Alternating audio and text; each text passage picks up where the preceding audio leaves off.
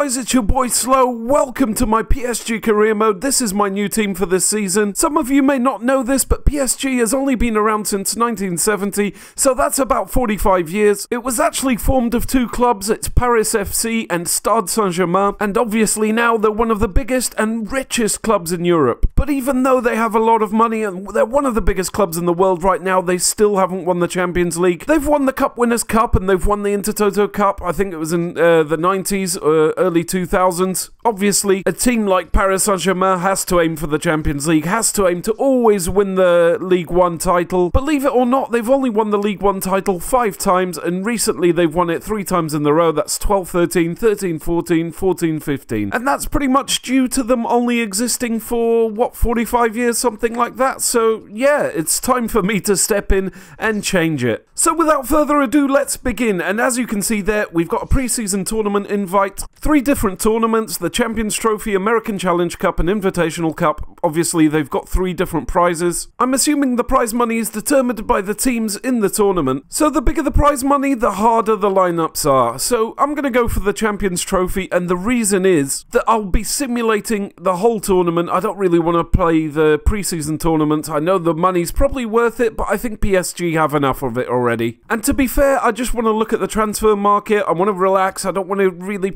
start playing a bunch of matches in between. I want to learn the new things like the training. I want to know what's new in the career mode, because I haven't really checked it out yet. This is the first time I'm in it, to be fair. So yeah, let's start with looking at the objectives. And the first thing that I've noticed here is how hard that right-hand side tab is to read. I was there for a while trying to see if I could change it, if I could go into it so it would highlight it, a bit like the inbox. But no, it's so difficult to read. I literally had to go really close to my TV, even though I have quite a big TV. But anyway, our domestic cup objective is to win it, obviously.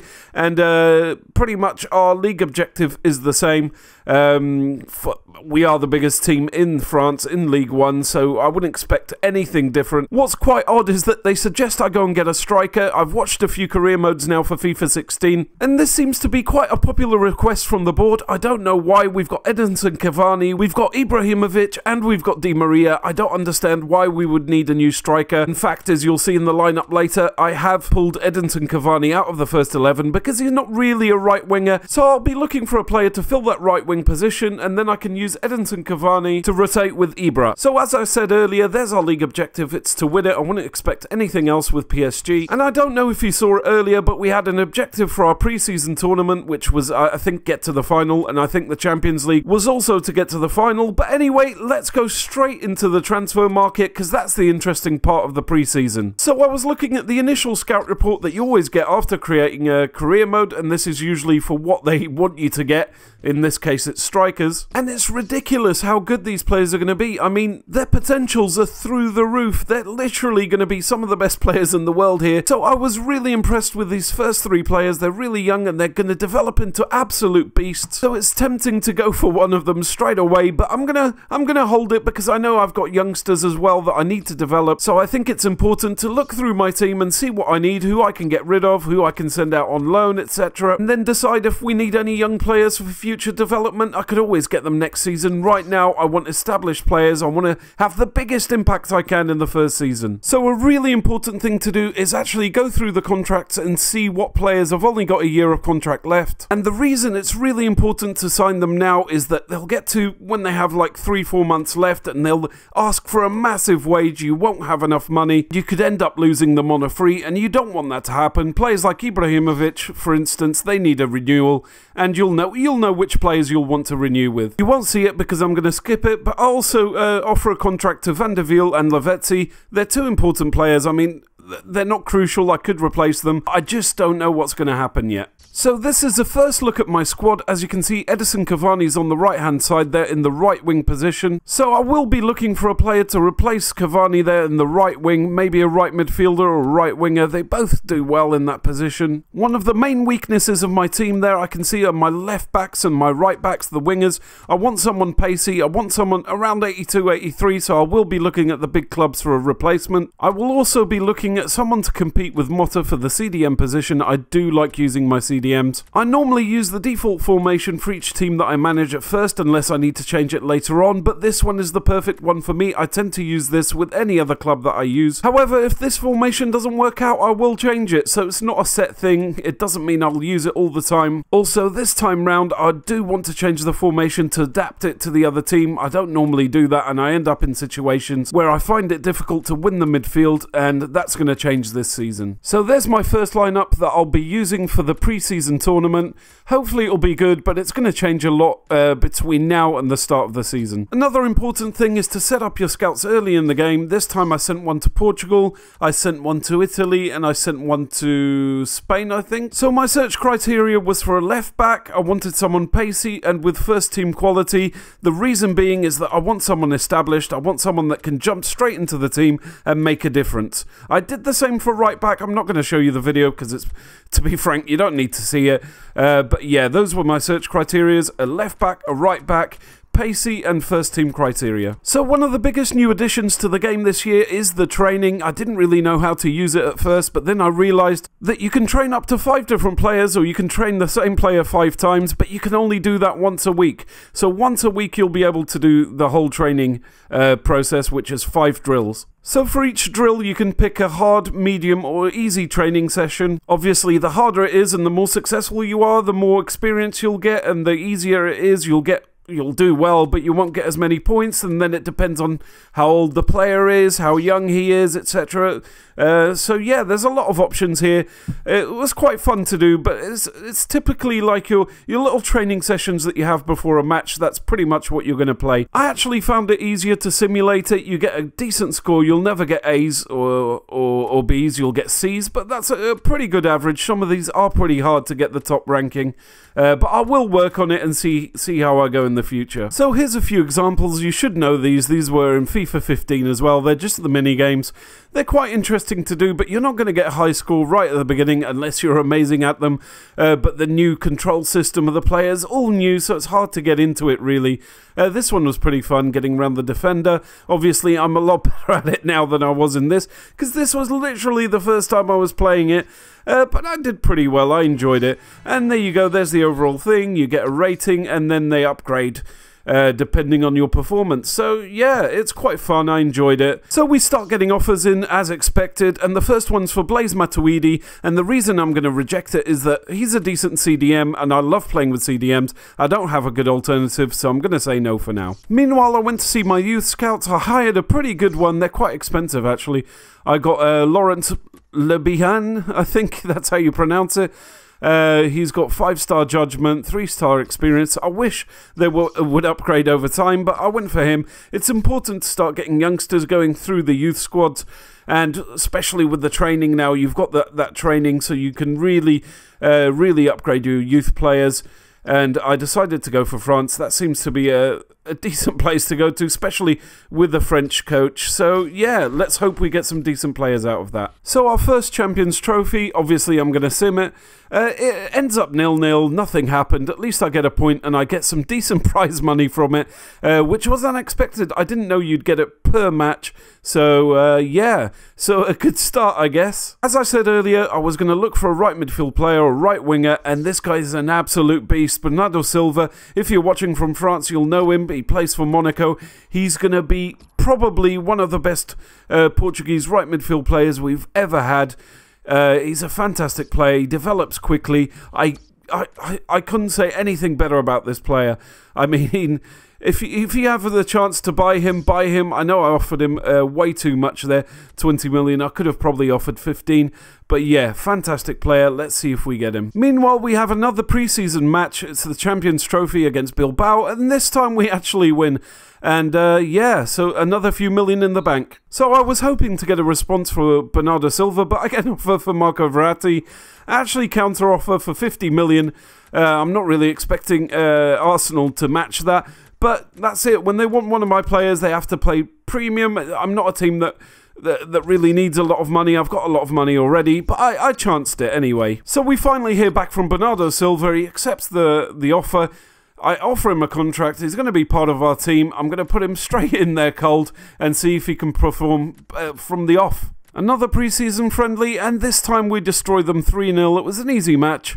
Yet again, more money into the club. Thank you very much. Another offer, and this time it's for Thiago Motta, and I'm going to counter offer again. I'm going to ask for 8.5 million, chance it again, and see how it goes. And meanwhile, we get a response from Bernardo Silva. He accepts, and he's now part of our team officially. I'm going to accept the offer straight away, so I'm excited to see how this guy plays. For those of you who thought, who the hell is Bernardo Silva? Look at that scoreline. He actually scores 2 of the 3 goals and more money into the pot. And even more money, exactly 50 million, as Arsenal decided to go ahead with a 50 million offer for Verratti, so we're loaded, and now we can go for some really heavy hitters, some AAA players, and you'll see later on who I go for. So then I got to the final of the Champions Trophy, but then this happened. I do not have enough match fit players. Some of my players are playing in their national teams, some of my players are injured. Just look at this.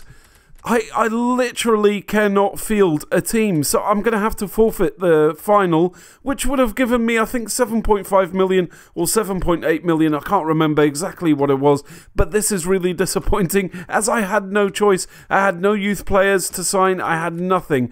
So yeah, I had to sacrifice the 7.8 million and just forfeit, which is really disappointing. But at this point, I needed something to cheer me up, and look at the player that I'm going to go for. See if you can make out the name. Yes, Paul Pogba. Great centre midfield player. He's like an 86 and he's only 22 years old. I need to spend some money. I've got £104 million in the bank, and I can definitely afford to go and buy this player. I offer 60 million, and let's see what we get. So while waiting for Paul Pogba to reply, I went for Jordi Alba. Good left back, fantastic player. I offered 23 million or 24 million, I think. I do need a good left back and a good right back. So let's see what they say, whether they accept it or not. So Paul Pogba accepts, and we've got our second purchase of the transfer window. 86 at the age of 22. This guy is definitely going to be an absolute beast, and I'm sure the best player in FIFA. Or in the world. And our third purchase is incoming. Jordi Alba accepted it. So I've got the left back position covered. I just need to look at what I can do for the right back. I might need a little bit more money. I might sell some players I don't need. But yeah, so far so good. And now we have our first match of the season. It's the Trophée Champ. It's the winner of the cup and the winner of the league. This is going to be interesting. I'm going to mess around with my team. I'm going to skip this all.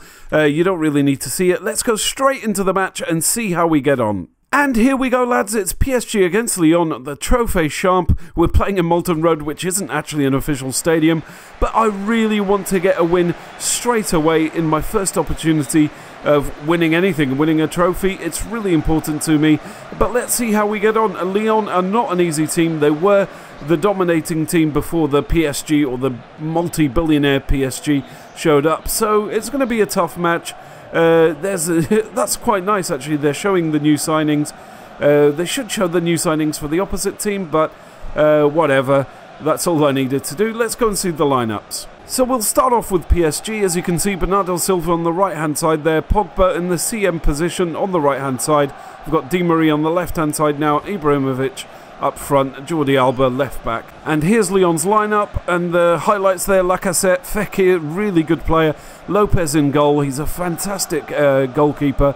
I would have bought him for PSG, actually. But let's go and get the show on the road and see how we do in our first competitive match. And 3 minutes into the match, it's Valbuena with a corner for Lyon, and Fekir receives the ball, chests it, and what a shot. It just went wide off the near post there. That was so close. We could have gone 1-0 down so early into the game. Look at that beautiful turn, and this is something about FIFA 16. You'll see a lot more animations. That was really close, though. And it's all Lyon so far in the second half, and Valbuena is going to pick up the ball here in the midfield. Fekir on the right-hand side waiting for the ball. He cuts in, takes a right-footed shot. A goalkeeper can't pick it up at first. He gets it in the second try. But yet, they're so dangerous at the moment and close to scoring. And it's attack after attack from Lyon, but look at this nice 1-2 with Lacazette. Back to Fofana, he lines up a shot, takes a right-footed shot straight into the back of the net, and unfortunately, the inevitable happened. They went 1-0 up 18 minutes into the game. They've had about 3 or 4 attacks already, and PSG are looking a bit weak here. I'm still getting used to the whole FIFA 16 mechanics. I'm not used to it. I'm still an early player to this, but what a fantastic goal there. It didn't look that like he put that much strength into it, but it went into the back of the net nevertheless, and they deserve it. Fantastic goal there from Lyon.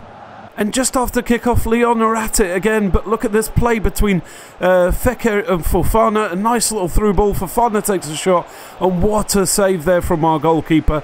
That was so close yet again. I can't really see a way out of this at the moment.